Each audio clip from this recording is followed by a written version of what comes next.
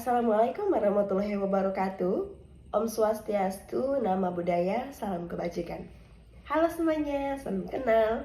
Perkenalkan, nama saya Kurnia Yanti dengan NIM 054809663. Program Studi S1 Ilmu Pemerintahan, Fakultas Hukum, Ilmu Sosial, dan Ilmu Politik, Universitas Terbuka Pontianak.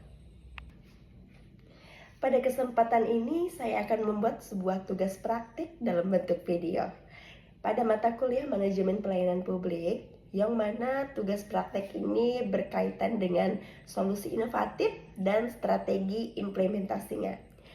Berdasarkan teori pelayanan publik secara kreatif, sistematis, dan berbasis teori. Mari kita bahas. Berikut saya akan menyampaikan penjelasan singkat masalah solusi yang ditawarkan, daftar teori yang mendukung, dan dampak positif dari solusi tersebut. Yang pertama, penjelasan singkat masalah tentang kasus pelayanan publik, yaitu lamanya waktu pelayanan administrasi kependudukan melalui aplikasi digital dalam beberapa daerah, termasuk di tempat saya tinggal, Kabupaten Ketapang, Kalimantan Barat. Pelayanan administrasi kependudukan melalui aplikasi digital seperti pembuatan KTP elektronik, kartu keluarga, akta kelahiran, maupun surat pindah seringkali mengalami waktu penyelesaian yang lebih lama dari standar pelayanan. Padahal, tujuan utama digitalisasi adalah mempercepat proses dan meningkatkan kenyamanan masyarakat.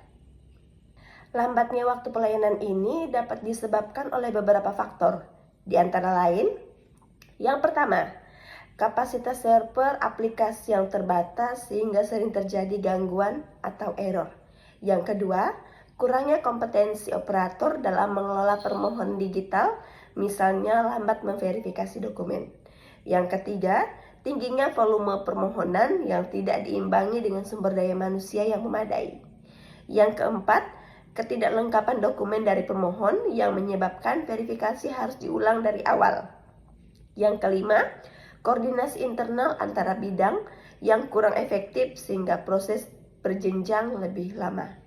Yang keenam, kendala jaringan internet terutama di daerah yang belum stabil aksesnya. Secara keseluruhan, kasus ini menunjukkan bahwa transformasi digital tidak otomatis menjamin pelayanan lebih cepat tanpa diiringi kesiapan infrastruktur sumber daya manusia serta standar operasional yang konsisten. Solusi yang dapat ditawarkan untuk mengatasi lamanya waktu pelayanan administrasi kependudukan melalui aplikasi digital. Yang pertama, penguatan infrastruktur sistem dan server. Meningkatkan kapasitas server agar mampu menampung pemohon dan menyediakan backup server untuk mencegah downtime dan melakukan pemeliharaan sistem secara rutin. Yang kedua, optimalisasi SDM dan pelatihan operator. Memberikan pelatihan khusus terkait verifikasi dokumen digital, menggunakan dashboard operator serta tata kelola pelayanan digital, dan menambahkan jumlah petugas jika volume permohonan tinggi, menyusun SOP percepatan dan target waktu penyelesaian yang jelas. Yang ketiga, penyederhanaan alur dan proses, mengurangi tahap yang tidak perlu dalam verifikasi dokumen. Menerapkan account card untuk dokumen yang sudah pernah tersimpan dalam database. Memanfaatkan teknologi antrian digital untuk distribusi permohonan lebih merata.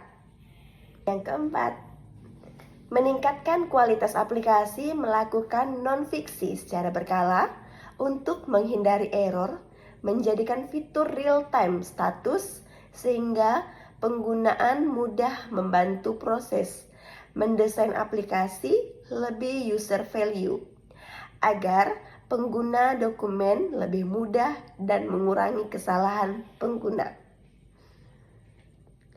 Yang kelima, edukasi dan sosialisasi kepada masyarakat, memberikan panduan lengkap pembuatan dokumen kependudukan secara digital, mengadakan pelatihan kepada masyarakat di balai desa atau kelurahan, tentang cara menggunakan aplikasi, serta menyediakan video tutorial dan pusat bantuan digital. Yang keenam, memperkuat jaringan dan kolaborasi bekerja sama dengan penyedia layanan internet untuk memastikan koneksi stabil di kantor pelayanan dan mendorong kolaborasi antara dinas, kecamatan, desa, dan kelurahan untuk mempercepat alur verifikasi. Berikut ini dampak positif dari solusi-solusi yang telah ditawarkan. 1. Pelayanan menjadi lebih cepat dan efisien. 2. Meningkatkan kepuasan dan kepercayaan masyarakat. 3. Efektivitas kerja aparatur. 4. Penguatan transparansi dan akuntabilitas. 5. Meningkatkan aksesibilitas layanan. 6. Pengurangan biaya dan waktu bagi masyarakat. 7. Meningkatkan kapasitas birokrasi digital. 8. Pengambilan kebijakan lebih tepat berdasarkan data.